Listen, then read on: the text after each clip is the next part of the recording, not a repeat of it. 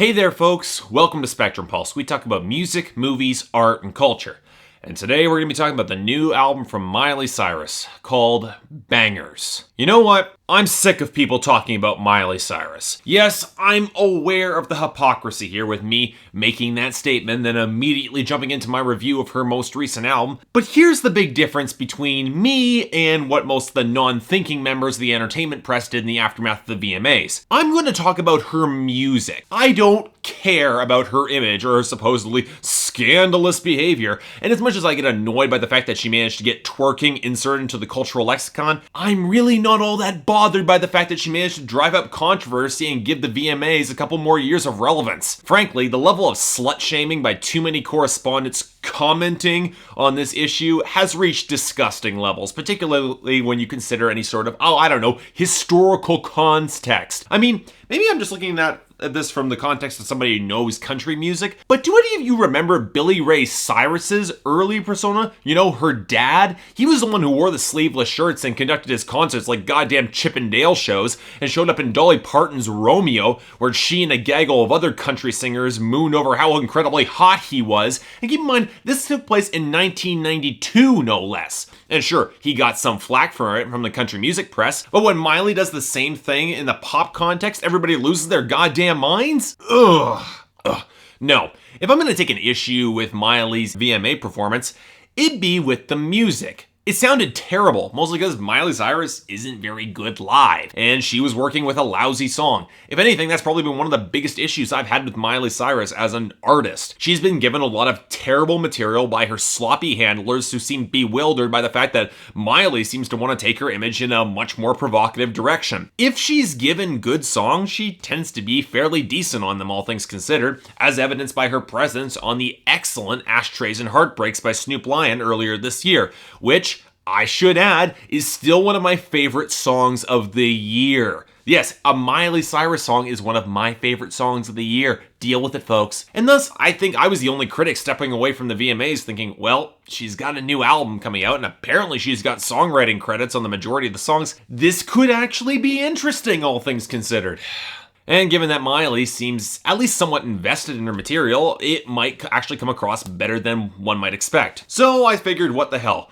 I gave her new album Bangerz a listen. Did Miley Cyrus manage to present something interesting? Well, somewhat. Let me make this clear, I don't think Bangerz is all that good. Miley is in comparison with some of Miley's fellow pop stars like Natalia Kills, Ariana Grande, Colette Carr, Demi Lovato. They've got nothing to worry about from Bangerz. But at the same time, it's a better album than the horrifying disaster of Stars Dance from Selena Gomez earlier this year, which is something, I guess. But even with all that in mind, I can't help but feel a little bit disappointed by Bangerz, all things considered. Considering how damn hard Miley was trying to rebrand herself as a sexually charged bad girl and put the Disney image finally in the ground, I don't think this album is quite as effective as she wanted it to be. So, okay, let's start with Miley herself. I've gone on the record before stating that I don't think Miley Cyrus is a great singer, and really she's not. But I will give her points for effort and raw energy over talent most days, and Miley doesn't egregiously abuse autotune in the same way that some acts do. Yeah, it's there, but it's not always obtrusive, which I at least appreciated. That being said, Miley's voice is still not very good, and her brand of shrillness can rapidly grate on the nerves,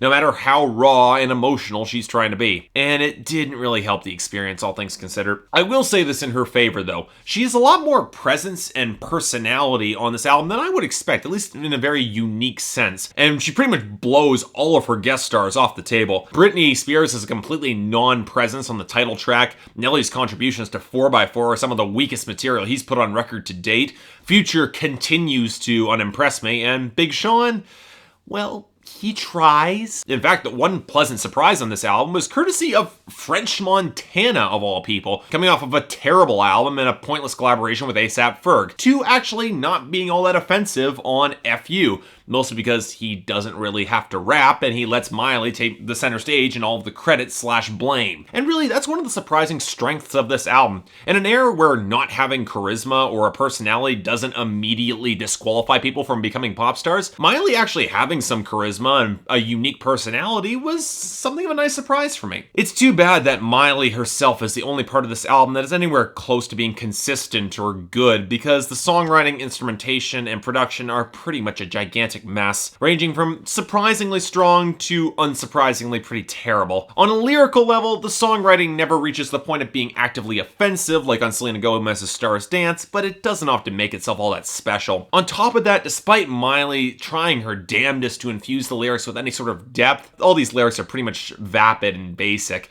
I'll say this for the songwriters, that they were trying to make songs coming off that they were written by a just barely past teenage girl with a sloppy grasp of any coherent rhyme scheme, well, they succeeded a little bit too well. That being said, there are occasional lines that I did like, and even some songs that I felt rose above the shallow material to actually being pretty good. The two that really stick out for me are F.U. and Wrecking Ball, the latter probably being my favorite song on the album. Yeah, seriously, the song where she gets up and naked in the music video and grinds around with a sledgehammer and a wrecking ball is probably my favorite song of the album. Because really, there's a surprising amount going on in the lyrics describing a dysfunctional relationship. Miley Cyrus put her boyfriend on a pedestal and got hurt when she tried to get him to open up about his feelings. And it paints her in a reasonably sympathetic, if a little bit worrying light. If I'm gonna have any complaints about the underlying themes of the album, it would probably be here. As much as Miley Cyrus wants to show off that she's tough and mature, many of the songs show a lot of believable indecision and fear about her relationships, and she doesn't nearly come across as hard or as much as a gangsta as she wants to, which I guess is a credit to her emotional honesty, but it does render some, or let's be honest, pretty much all of her rebel attitudes pretty much completely unconvincing. And on that note, am I the only one who thinks that every single one of Miley Cyrus's party bangers are really anti-party songs in Describe? Let's take We Can't Stop, the big opening single from this album. It basically seems to scream that Miley's partying isn't nearly as fun as she lets on, yet she can't stop, thanks to peer pressures, a poorly chosen image, and possibly chemical dependence. And then there's Love, Money, Party, which seems to be on the surface to glorify constant partying, but Miley's down-key delivery and the lyrics seems to suggest at least she's somewhat self-aware that all this partying really adds up to a whole load of nothing in the end. That and the fact that Miley just sounds way more convincing delivering heartfelt emotional ballads and smoldering burlesque-style sex jams than any sort of these party gangster tracks. And all this leads to the central issue of this album. There's a massive gulf in the instrumentation and production quality between the primary producer of this album and the other associated producers that they brought on to help clean things up or provide additional tracks. And the problem is that said primary producer, Mike Will Made It, which you will recognize immediately from the audio watermark he puts in front of every single one of his songs, he's a terrible fit for Miley Cyrus. Not only is the production often shallow and lacking in real depth in the mix, but his synth choices are often scuzzy, grating, and atonal, sitting on the top of the mix and doing very little to modulate. When the songs deign to have a melody line at all, it often sounds way too unsettling and creepy to be prepared with Miley Cyrus's subject material, and it often adds an unfortunate or often rather dark context to everything. And while the beats might be interesting enough, even somewhat derivative of Dr. Dre's, his production is often so minimalist and shallow that the songs don't often leave much of an impact. And what's all the more striking is that when Miley is given production by, let's say, Pharrell or Dr. Luke, she nails it here because it sounds more organic, or at least a bigger sounding song is a more natural fit for Miley's strident delivery. Wrecking Ball might be incredibly clumsy with its primary metaphor, but the sheer lack of subtlety in the instrumentation, lyrics, and delivery, they complement each other very well. That's a testament to Dr. Luke's skill as a producer, but also to the fact that Mike Will Made It just isn't a good fit for Miley. She'd be better off working with, like, Pharrell if she wants to go in a more sensual direction, or Max Martin, or Dr. Luke, or Jeff Basker if she's looking to go for sheer bombast, which honestly I think is a better fit for her. The choice to go with this underproduced, trap-inspired instrumentation, it's a very awkward fit. And while Miley herself might be comfortable with the subject matter, it just doesn't match her voice very well. Her voice, which is better suited for harder edge rock, or perhaps even country if she wants to go back to her roots. So I guess all this leads back to the big question. Would I recommend Bangerz by Miley Cyrus? Honestly, I don't really know, because there are some good tracks on this album that I liked a lot more than I originally thought I would. If I were to recommend this album, I would advise for you to avoid every single track produced by Mike Will Made It, because they are the big weak points on this record. If anything, for me, this record feels very, very transitional, reflecting the fact that Miley is still in the process of deciding what kind of pop star that she wants to be.